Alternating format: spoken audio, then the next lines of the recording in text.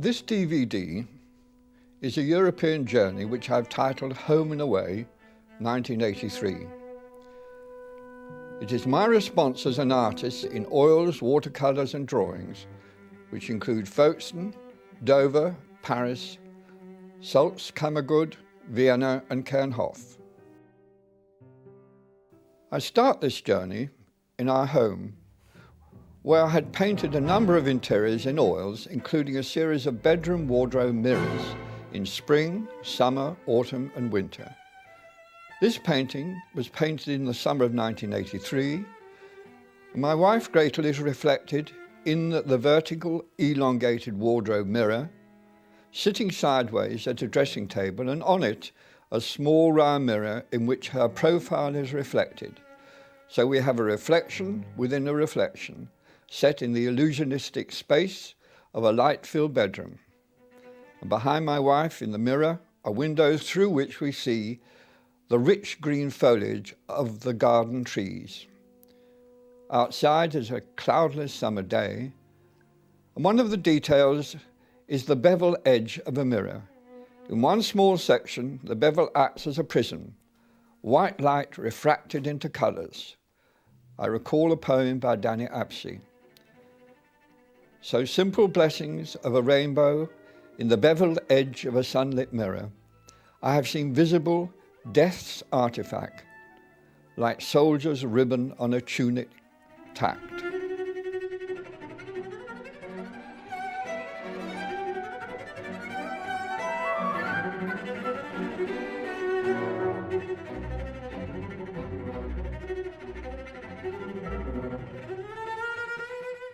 This oil painting of my wife's garden has a sense of enclosure and fecundity. Grasses, small trees, a large brown ceramic pot by a small pond, yellow irises, a corner of the garden lit by a late afternoon sun, and Gretel's mother is wearing a straw hat, sitting by a scarcely visible terracotta lion. A shaft of sunlight across the lawn. It's not a large urban garden, but full of bushes and surrounded by trees, which over the years has attracted much wildlife.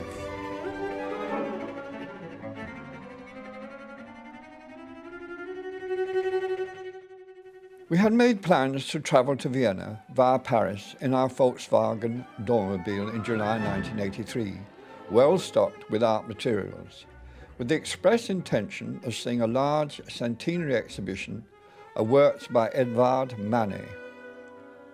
So we drove to Dover, taking the cross-channel from the eastern docks.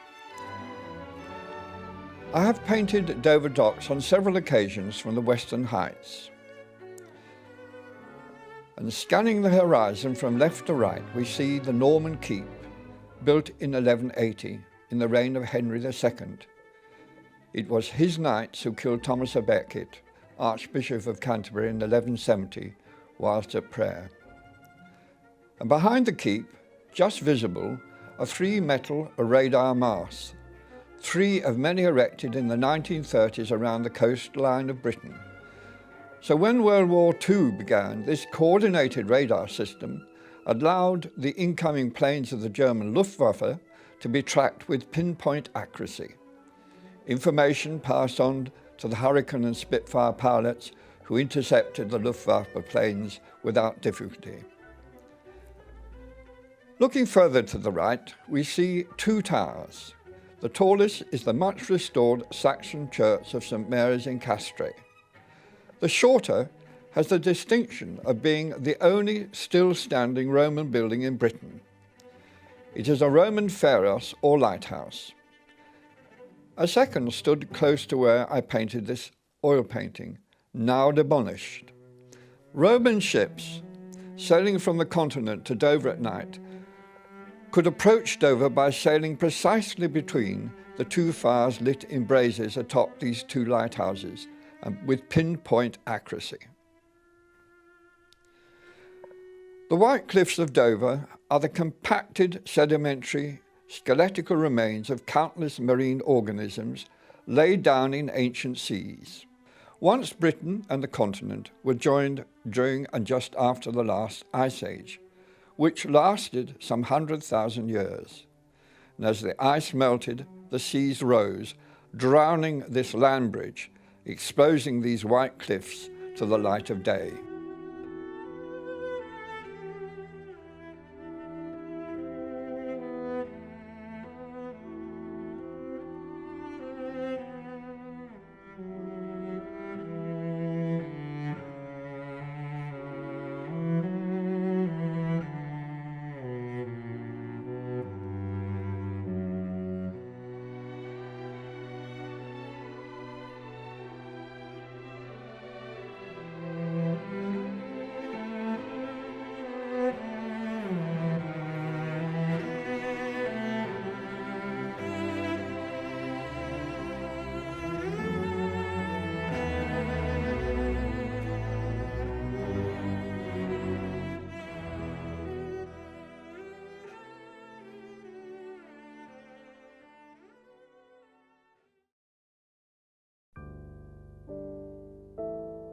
A day after our arrival in Paris, we had to queue for over 2 hours to gain entrance to the large Edvard Manet retrospective, which coincided with the 100th anniversary of his death in 1883.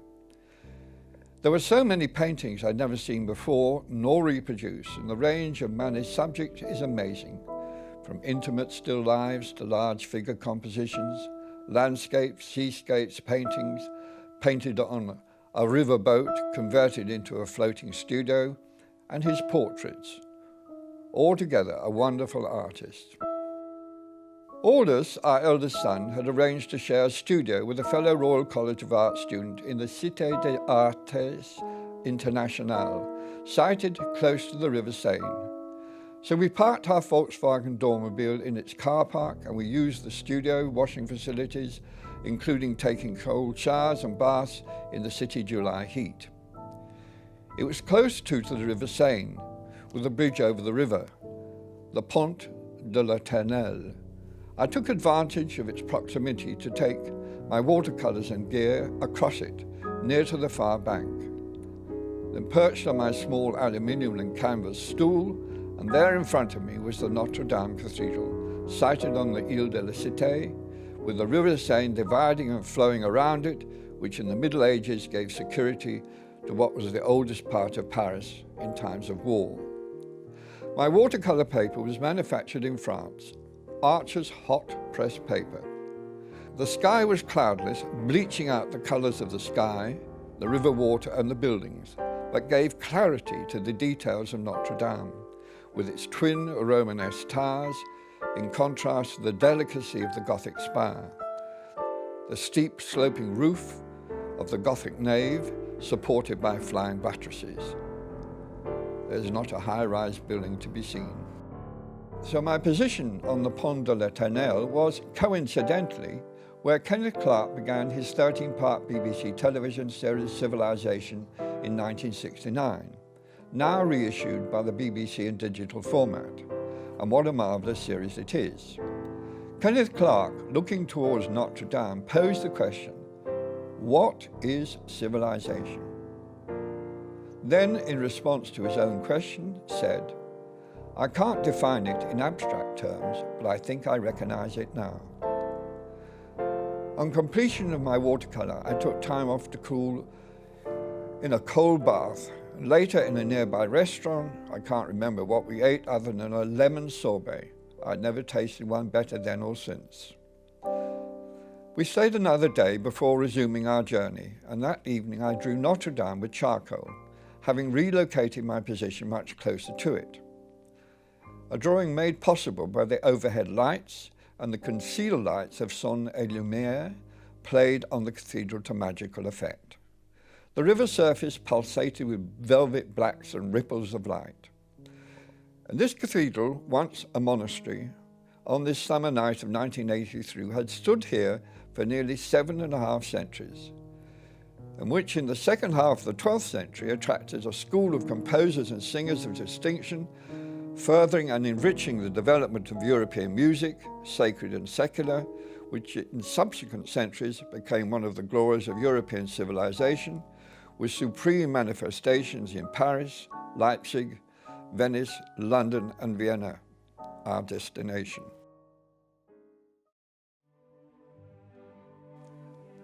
We broke our journey in the Alpine district called Salzkammergut, which enjoys international heritage status. Among its highest peaks is a Dachstein, which means roof of stone. Its rock is composed of limestone of organic origin, and once living sea organisms, their skeletal remains falling to the seabed in a flat marine basin 260 million years ago, and there compacted over eons. We know how wet clay pressed into moulds and allowed to dry and then fired in giant kilns to high temperatures, and then allowed to cool, becomes hard, durable building material. So when two tectonic plates, the African and the European, floating on molten magma, impacted head-on, so to speak, some 70 million years ago, these ancient chalk strata were forced upwards by geological forces, convoluting and compressed, almost impossible to comprehend. And just like clay fired in a kiln becomes hard brick, so chalk becomes stone, and the ancient seabeds were elevated to mountain tops. And what has followed is 70 million years of erosion, which has included ice ages, the last of 100,000 years, alternating heat and cold, and the evidence is to be found deep inside these mountains. One cave, carved out by water, has been explored by cavers and is over 100 miles long. And glaciers have carved out deep valleys which have, in periods of global warming, become freshwater lakes, the subject of a number of my small oil paintings. And at the lower levels of these mountains, there are vast cavernous spaces where salt has been mined commercially for centuries, and in which, during the last war, old masterworks of art were stored, just as Kenneth Clark supervised the National Gallery collection, transportation and storage underneath a Welsh mountain in a disused slate mine. A small oil painting looking across the expanse of Hallstatt Lake, one of several freshwater lakes in this district of Salzkammergut, which enjoys national heritage status. In the far distance, we see the village of Hallstatt, with its whitewashed tower topped with a spire, and above it rise a massive rock face. Over the following week, I painted a number of small oils featuring mountains and lakes at different times of the day, including 2 before sunrise.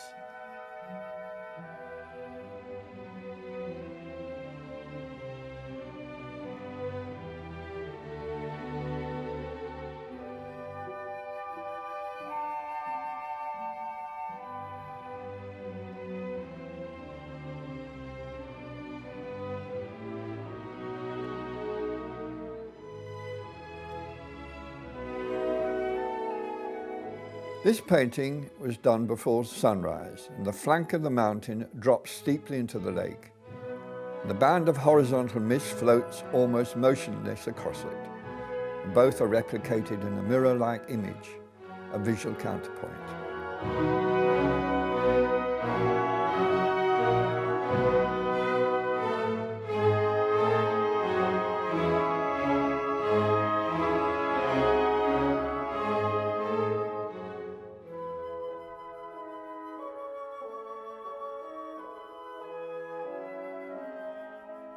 A second, somewhat larger canvas board, also painted before sunrise, and mists and thin clouds co-join in more complex shapes inverted on the lake surface.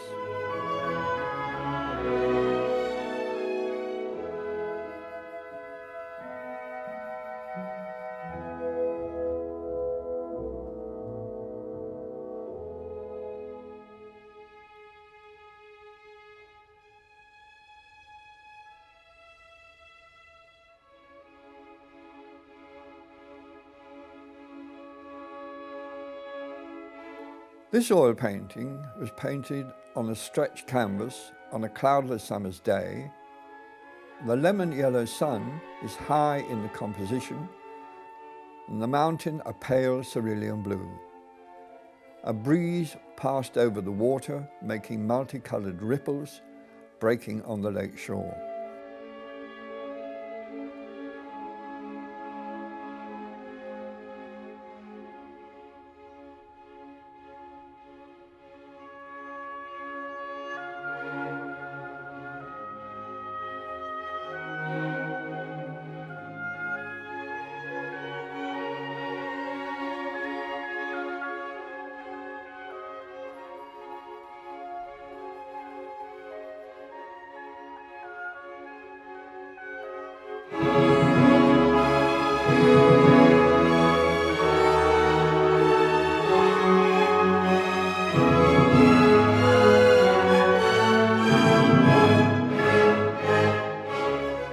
A fourth small oil painted in late afternoon, the sun moves down towards the mountain, and the sky, a kingfisher blue, changes to pink, a wisp of cloud. And below the lake water is coloured Naples yellow bleeding to pink. There are scarcely any surface reflections.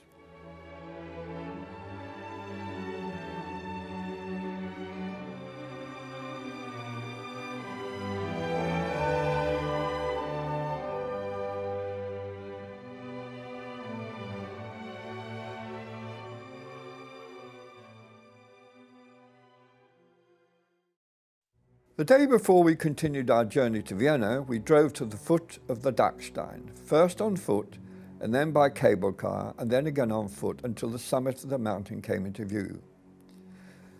I had my rucksack, and in it charcoal, a Stanley knife to sharpen it, fixatives to fix completed drawings, and a half imperial drawing board, and on it Archer's hot press paper fixed to it with Scotch tape. So I began to draw immediately. The summit, nearly 10,000 feet high, part of an alpine range, elevated some 70 million years ago, fractured over eons of erosion. From this drawing, on returning to the UK, I used it as a basis of an oil painting.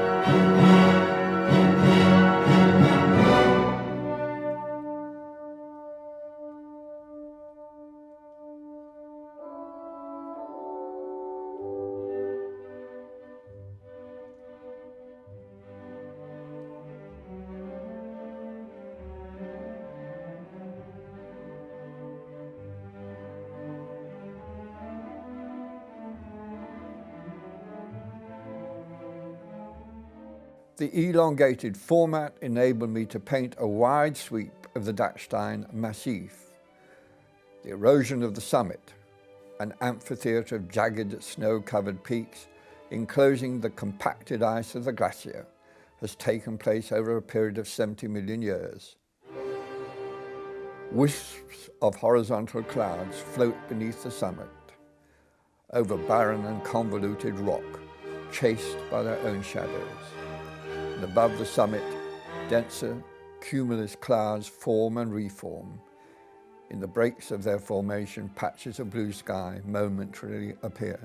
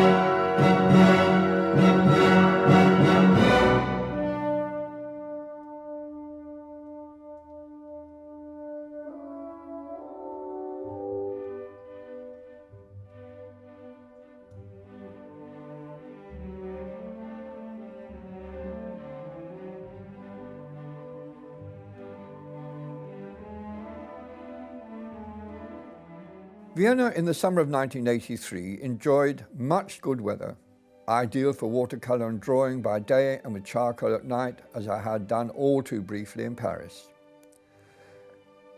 Vienna enjoys some of the most comprehensive transport systems in the world: trams, buses, the fast train in the suburbs encircling the city, an extensive underground system. So travelling from the 10th district by the U-Bahn to various locations in the city with my rucksack and my imperial drawing board was easy, fast and inexpensive. And emerging from St. Stephen's Platz station escalator after dark, there in front of me was the cathedral. I'd first seen it in 1947, at a time as a 20-year-old when I was working in a Danish Quaker Kinderheim in the 17th district of Vienna, looking after children who were the flotsam and jetsam of war. Much of Vienna had been bombed by the Americans and shelled in the fighting as the Russian army fought its way into the city. And in 1947, St. Stephen's Cathedral was still standing, but it was roofless and its interior was gutted by fire.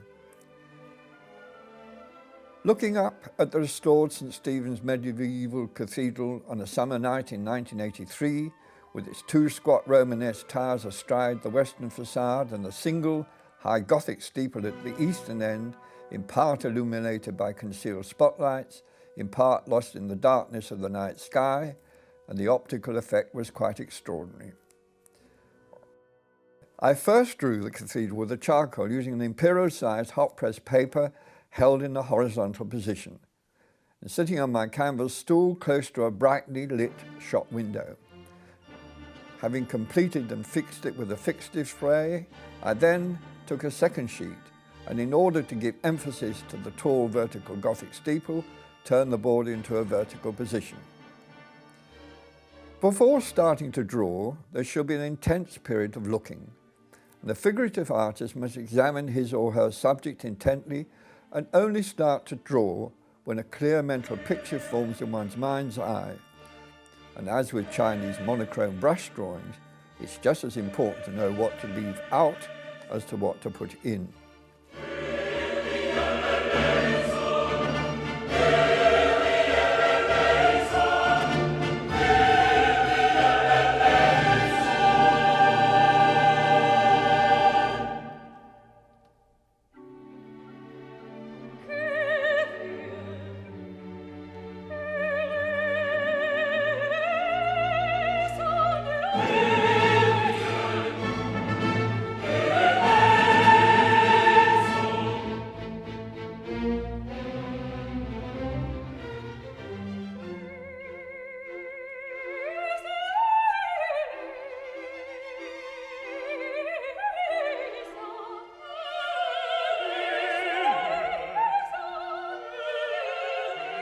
St. Stephen's Cathedral by day. At night, one sees details and areas of this cathedral revealed by the lights of son lumière, but drawing by day, all is revealed. Once again, I've chosen a vertical format to allow space for the soaring Gothic steeple, and like Notre Dame, the twin towers and facade of the west end are Romanesque and were consecrated in 1263. The Gothic part of the cathedral took 270 years to complete. In fact, a second twin Gothic tower was started, reaching the height of the apex of the roof, and when work stopped in 1511.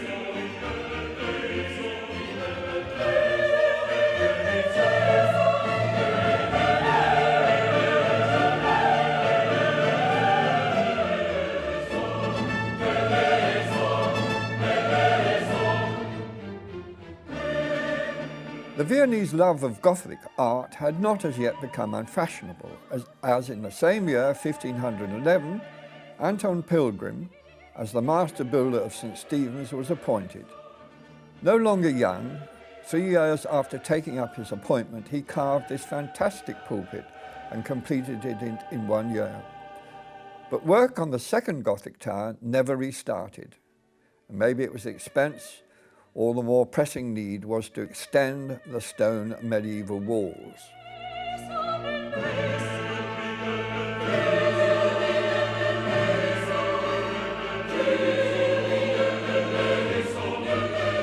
In 1511, north of the Alps, Gothic architecture remained the practiced style, as it was in England. But south of the Alps, in particular in Florence, the rebirth of classical architecture dominated. And here we are looking at photographs of the Florentine cupola crowning the Santa Maria di Fiori, taken by our Australian friends Walter and Chris Smith, a cupola designed by Filippo Brunelleschi. He was born in 1377 in Florence, and he practiced as a sculptor and architect. First in Rome, where he was one of the first artists to discover and practice the scientific laws of perspective, which had a profound influence on European art practiced for over 500 years. Returning to Florence in 1407, he presented plans for his cupola, which were approved, but he had to wait until 1419 until work began under his supervision. It was still unfinished 47 years later when he died, but his detailed drawings allowed for its completion without any internal wooden supports, an extraordinary achievement and an architectural masterpiece. Domgasse is a comparatively narrow street. The buildings on either side 6-story high. The way I have drawn this street owes in its essential much to Filippo Brunelleschi. It owes little to current art practice when I look at lavish illustrated auctioneer publications. And paradoxically, individuals such as Lucien Freud do follow a tradition which Brunelleschi would have understood, although he might well have found Freud's rendering of mountainous flesh and use odd, but the prices he commands for his work enviable. Domgasse is adjacent to the Schulgasse, where you will find, if you look, an 18th century building called the Figaro House. And one of the apartments was once rented by Wolfgang Amadeus Mozart, where he composed the Marriage of Figaro. And there is in it a console with earphones. Put them on, press the right button, and you can hear the Marriage of Figaro from start to finish, played superbly, along with many other of his compositions.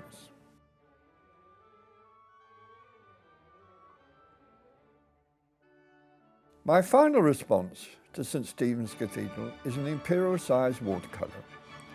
I've moved further away from the cathedral than those drawn at night. Compositionally, the cathedral still dominates, although in part it is obscured by nearby buildings. Cloudless sky and the light was bright, exceptionally bright. The Gothic spire cast a diagonal shadow across the steep coloured tile roof, tiles donated by the people of Czechoslovakia, replacing those destroyed by American bombing at the war end. The Romanesque twin towers, Gothic features and steeple have been closely observed, but are subservient to the whole painting. People on St. Stephen's Platz move in and out of my field of vision. I'm content they should be indicated rather than finished.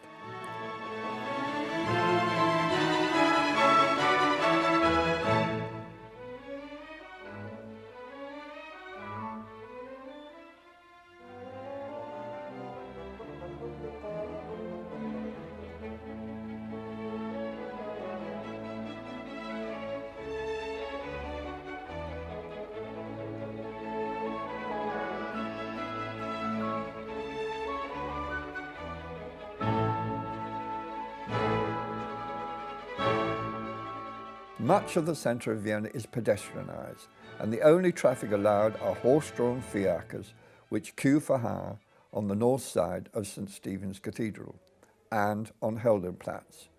Both locations became the subjects of my drawings and watercolours.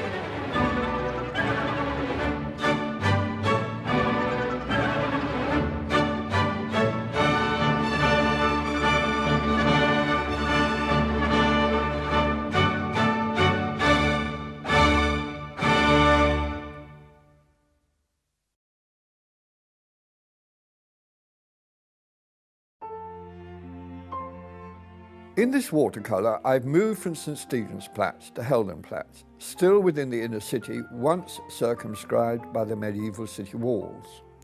The open space in the foreground was once a part of the Imperial Garden and is now a civic park. The building to the left was once an Imperial Palace, now a museum, and to its right is the Historical Art Museum, and to the far right is the National History Museum. The day I painted this watercolour, it was hot and humid, and once again cloudless. And within the civic part, I drew a number of charcoal drawings and 2 other imperial-sized watercolours. A civic park providing a refuge from the wide city boulevard, the Ringstraße, with its trams and motorised traffic. In the left foreground is the monument of Prince Eugen by the sculptor Anton Fernkorn, cast in bronze. The prince, one of Austria's most successful military commanders, is portrayed astride his horse, which rears up on its hind legs, and behind him is the former imperial palace, now a museum, which I described before. And the distant dome is that of the Historical Art Museum, and to the right, a pair of horses harnessed to a fiacre.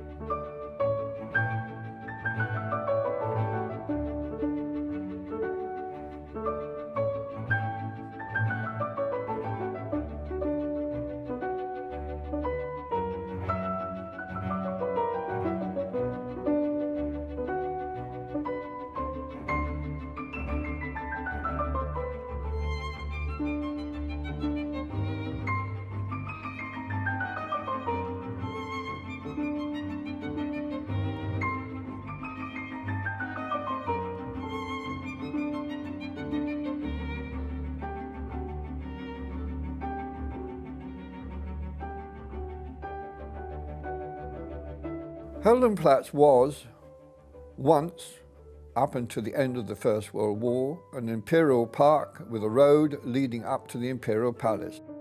On the right-hand side of this watercolour is the second bronze monument by Anton Fernkorn of Prince Eugen of Savoy, who gained a series of victories, including those over the Turks. The monument was unveiled in 1863. And the camera pans along the buildings on the northern periphery of the park. The steep red roof and adjacent tower was once the church of a Franciscan monastery built between 1339 and 1380, now the Minaretan Church. And further to the left and behind the Naples yellow building with the pale blue roof, and just discernible are the neo-Gothic steeples of the votive church built in 1856 to 1879. And on the extreme left of the painting, behind a clump of trees, is the neo-Gothic spire of the Vienna council chambers.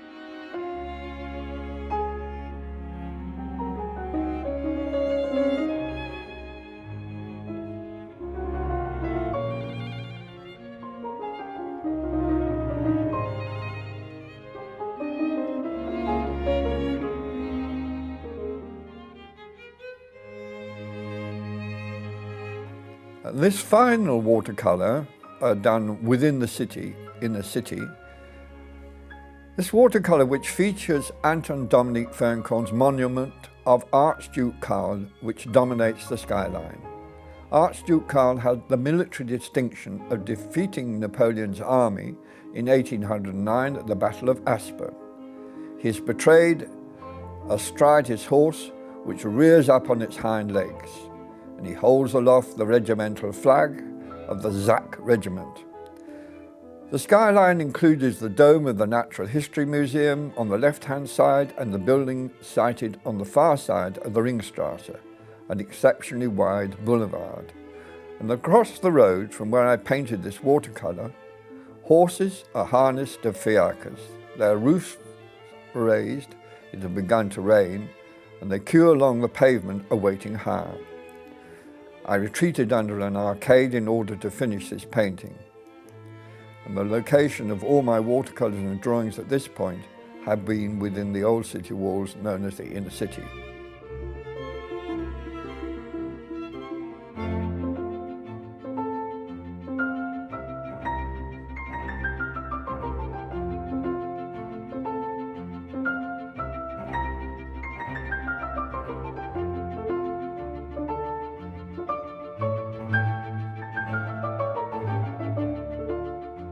Here I take a short but detailed look back in time to an historical episode in Vienna's history. We will see one of several sieges of the city over several centuries where the city walls played a vital role in the city's survival. This bird's eye view of Vienna is an engraving by Alton Allen comprising 6 metal plates printed to make a single image, dated 1680.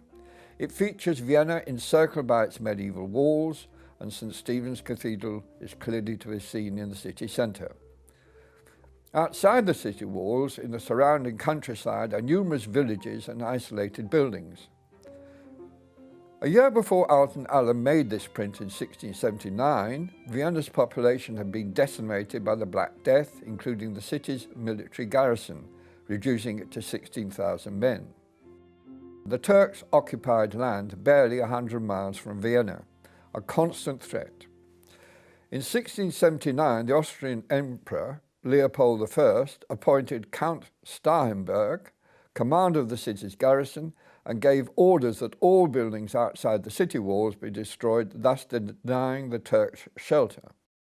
On July the 14th, 1683, a Turkish army, 65,000 strong, led by Kara Mustafa Pasha, surrounded Vienna on 3 sides, and on the 4th side was the River Danube. They erected some 25,000 large tents, giving shelter to all his troops. We see clearly Vienna encompassed by the medieval city walls. The Turkish cannons are positioned in a tight arc, concentrating their firepower on a short length of the city walls. Smoke rises from them. Turkish sappers dug tunnels underneath the external bastions and blew them to smithereens. Then, tunnelling on underneath the walls, already crumbling from cannonballs, exploding gunpowder underneath their foundations. We now know from personal records Count Starhemberg was preparing his troops to retreat into the inner city streets and houses, whilst Kara Mustafa Pasha had yet to order his troops through the breached walls. Yet completely unaware, on the high ground west of Vienna, crowned by the dense Vienna woods, 2 Allied armies had assembled. And one, a Polish army with massed mounted cavalry, knights in armour, led by their king, the Polish king Sobieski, allied to the Austrian Imperial Army, which was commanded by Duke Karl of Lorraine, a Frenchman by birth. Their combined cavalry emerged from the trees, gaining momentum as they charged down the steep slopes, attacking the Turkish army on its flank and rear.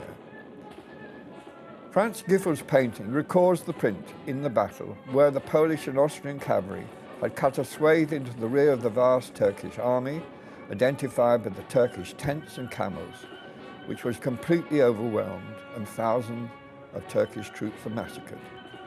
Kara Mustafa Pasha fled the battlefield, taking refuge in Hungary, conquered by the Turks, where the Sultan ordered his execution by strangulation.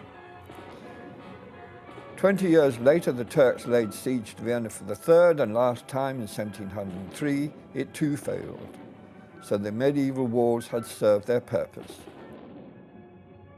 In 1844, Emperor Ferdinand I ordered the demolition of the length of the medieval wall to gain space to build an imperial opera house. His order was aborted by a civil uprising in Vienna brought about by the alliance between the Viennese university students and industrial workers in the outer suburbs, and the city walls provided no protection to this insurrection. The emperor was forced to abdicate and was replaced by the 18-year-old Emperor Franz Joseph It was 13 years into his reign before he grasped the nettle of demolition, announcing on Christmas Day 1857 in the city newspaper, the Vienna Zeitung, "It is my wish that the extension of the inner city of Vienna be tackled as soon as possible." The imperial wish prevailed, and two established architects were commissioned to design an imperial opera house, Edward von der Null and August Sickardsberg. Building commenced in 1861 and was completed in 1869. At the opera house opening, the Emperor Franz Joseph expressed his opinion the opera house in one respect reminded him of a railway station. Edward von der Null was so upset by this comparison he shot himself. His partner August Sickardsberg had a weak heart and shortly afterwards had a cardiac arrest. It was not a good start. But a brand new opera house was rapidly followed by the demolition of the entire medieval city wall, and with it the creation of a magnificent wide boulevard, along which, in quick succession, a series of civic buildings were erected along it on what became known as the Ringstrasse. Another subject I drew at night was the Vienna Opera House on the Ringstrasse. It too was illuminated in part by concealed spotlights along the south facade, whilst other parts of the building were in deep shadow.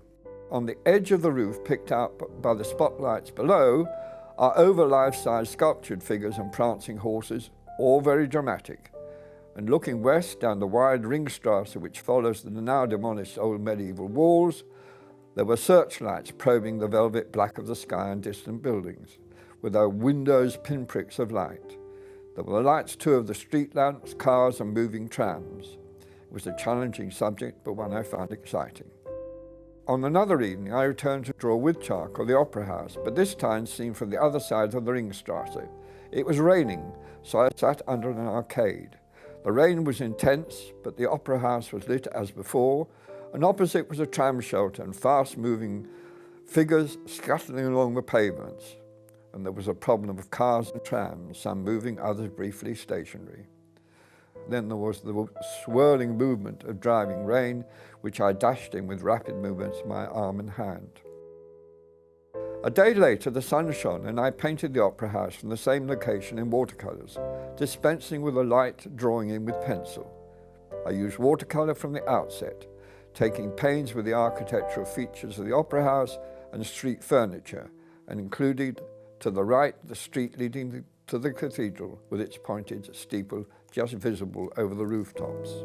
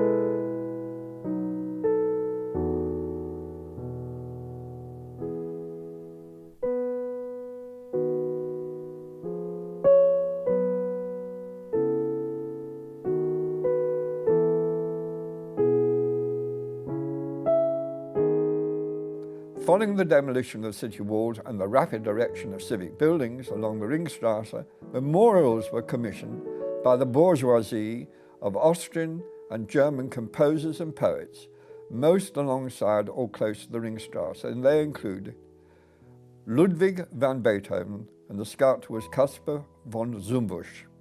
Caspar von Zumbusch was commissioned to make a memorial sculpture of Ludwig van Beethoven for the Vienna World Fair of 1873, but lack of funding prevented its completion. Franz Liszt, a brilliant composer and virtuoso pianist, gave a public concert in Vienna which proved to be his last, on the 50th anniversary of Beethoven's death. Liszt donated the entire admission money to Beethoven's memorial fund, so it was completed and unveiled in 1880.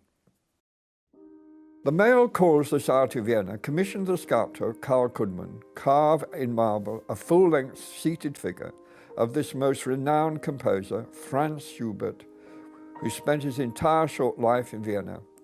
And among his many compositions include symphonies, masses, chamber music, and over 600 songs with piano accompaniment, some of the most delightful and lyrical ever composed.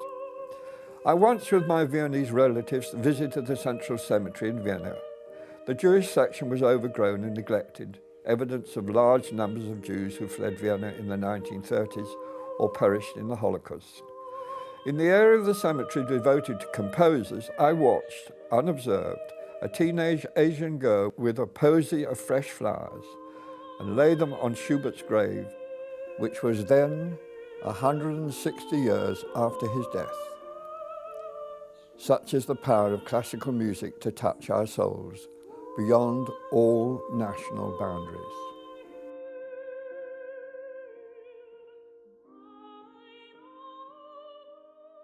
Helmer, the sculptor, was commissioned to create a memorial in bronze of the German Johann Wolfgang Goethe, philosopher, playwright, poet, scientist, statesman, lawyer, and artist.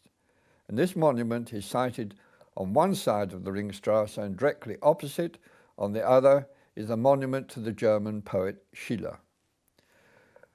Goethe, in a conversation with J. Falk in 1809, said, "We talk too much.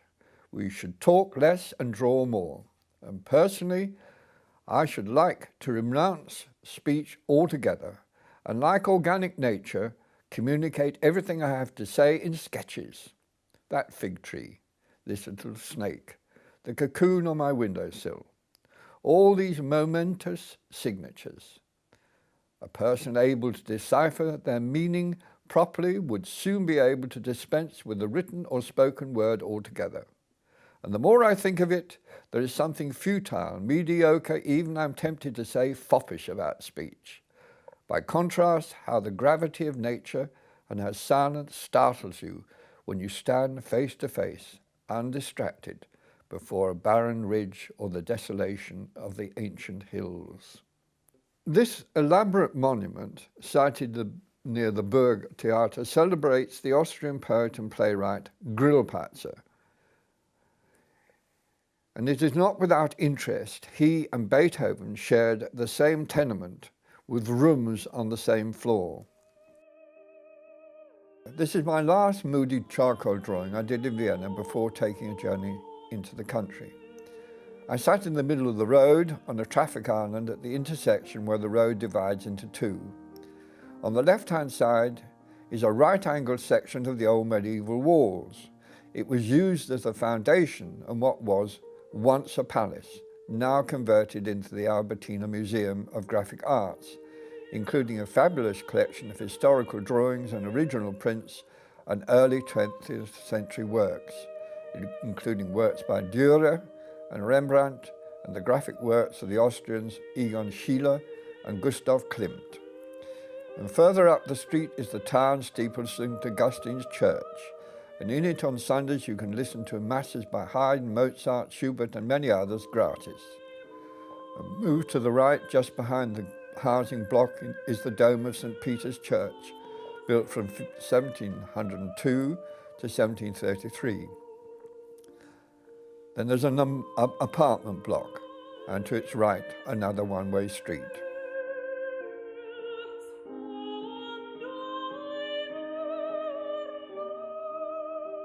The next day, my wife Gretel, her mother Leopoldina and I left Vienna with its daytime heat and sultry nights and drove to a small village of Kernhof, southwest of Vienna and nestling in a valley overlooked by twin mountains, the Gippel and the Güller. We took with us Leopoldina's caged canary, which we put behind the driver's seat of the Volkswagen Dormobile adjacent to the window, and perhaps for the first time the bird had the sensation of rapid movement of flight as the landscape flashed by, for it sang joyously during the whole journey to Kernhof and again back to Vienna. Gretel and I still recall her mother's deep concern her canary might have a heart attack. When I was young, circuses would include a great variety of animals, including my charcoal drawing of these elephants standing on planks of wood to which their legs are chained. Their Indian trainer reads a newspaper.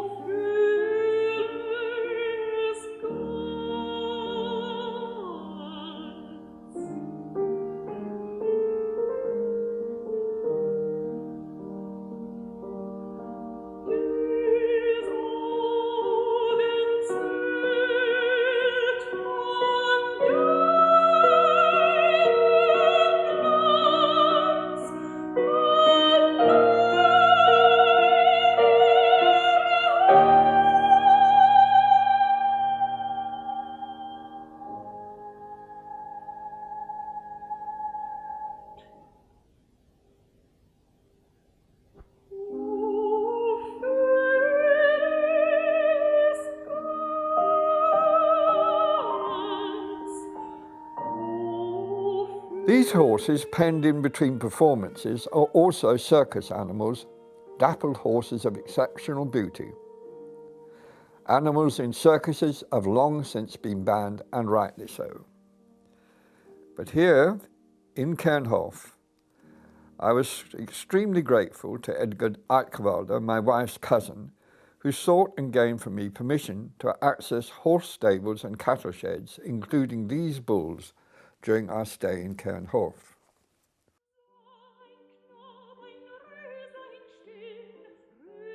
An unsurfaced road leads down to the village of Kernhof, nestling in the valley with farms on the slopes above it.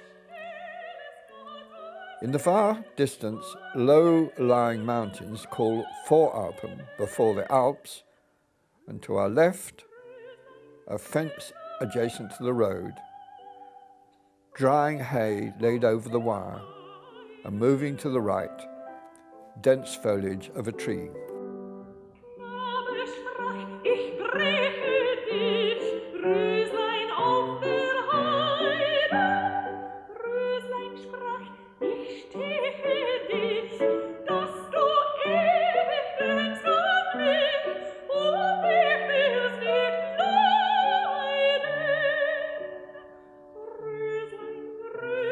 Voralpen Gippel, 4,687 feet.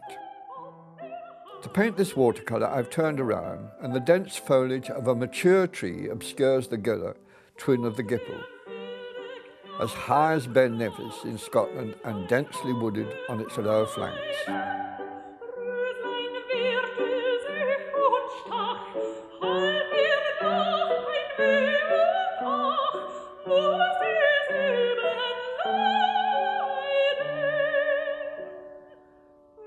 Kenneth Clark, in his book titled Landscape into Art, page 172, had this to say about landscape painting.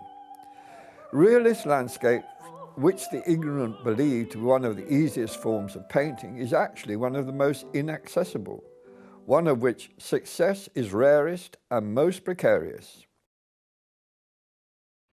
Landscape painting is now unfashionable, but for those who practice it, Clark's assertion is one we aspire to. I had been given permission to access horse stables and drew undisturbed in the silence of these stables, including this jet black horse, Pompous, with a single white mark between his eyes in the shape of a cross. He has his own stall, he's free to move and to lie down. Sunlight fills his space, and although I looked straight into the light, I could still see his features clearly and the upper half of his foreshortened body. It is now easy to forget, or for many who live in large towns and cities even to know, that prior to the invention of steam engines and an internal combustion engine, how indispensable horses have been to the human race. They drew heavy-duty farm carts, as John Constable magnificently records in his Hay Wain. They drew cannons onto countless battlefields, carried armed men into battle, and on occasion a woman too, Joan of Arc, drew hearses to graveyards, drew wagons delivering coal for factories and domestic use, pulled canal barges and ploughs turning soil to grow crops, drew coaches carrying passengers and mail over the Alpine passes, as the painter Turner recorded, and collecting milk in steel urns delivered to dairies, carried huntsmen to chase and kill deer and wild-born foxes. They have their uses still in military ceremonies, on racing tracks, on the flat and over fences. In cities they draw tourists, as in Vienna, and even dance in the Vienna Spanish riding school to music, or are ridden along lanes and cross country for pleasure and feature in the Olympic Games. And John Trotwood Moore wrote, "Wherever man has left his footprint in the long ascent from barbarism to civilization, we will find the hoofprint of the horse beside it."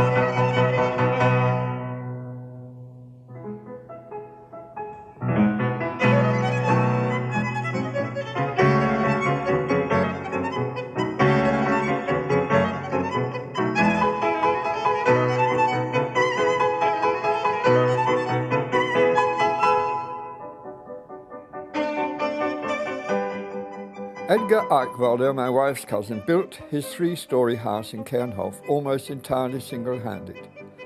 His multifarious skills include shaping metal into complex shapes. He brings motorized machines back from dereliction to daily use. He shoes horses in the village, some of which I've drawn. For amusement, he made miniature medieval cannons and loaded with blanks, echoed back from when fired from the Gippel and the Güller with a wide grin on his face. In this drawing, drawn at speed, include Edgar Eichwalder and other men preparing horses for the next day gymkhana held in Kernhof. And Edgar's surname is Eichwalder, which in English means oakwood, and what a lovely name connecting him and his family ancestors back to ancient forests and woods.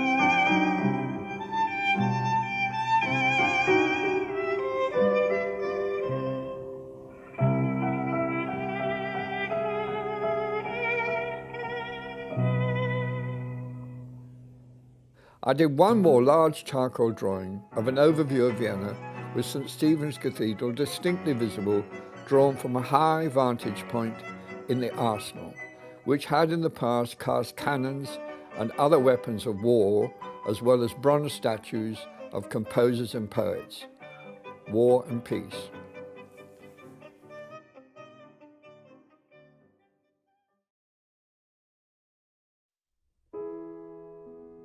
I began this video with an oil painting of our bedroom wardrobe mirror in high summer. I conclude our journey with a larger oil painting of the same subject in autumn, painted in artificial light. I've explored the space between me and the wardrobe with its elongated vertical mirror, with its reverse perspective, and the vase and the dried pampas grass and artichokes, the chair and the figure in a black and white striped dressing gown. Gretel has turned away.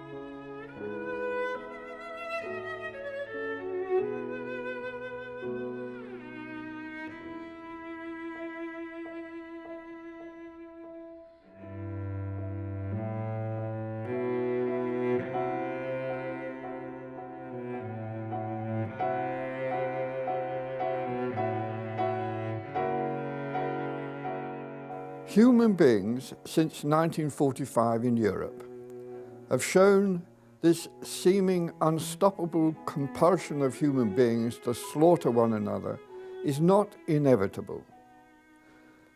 The nation states comprising the European Union, now massively enlarged, have lived in peace with one another since 1945.